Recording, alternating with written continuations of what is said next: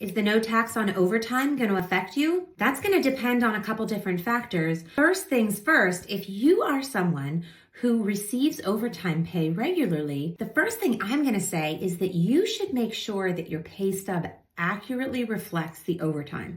I was just talking to someone last week and they indicated that it doesn't look to them like their employer was calculating the overtime pay correctly. And actually, after further investigation, they're correct.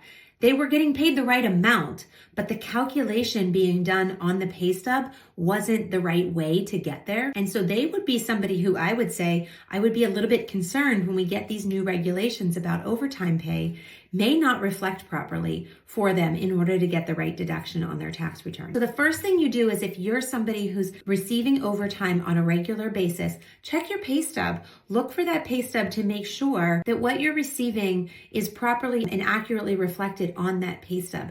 Overtime pay, depending on your regulations in your company, should generally be time and a half. Okay, so your hourly rate times 1.5, and you have the amount of hours that you worked times 1.5.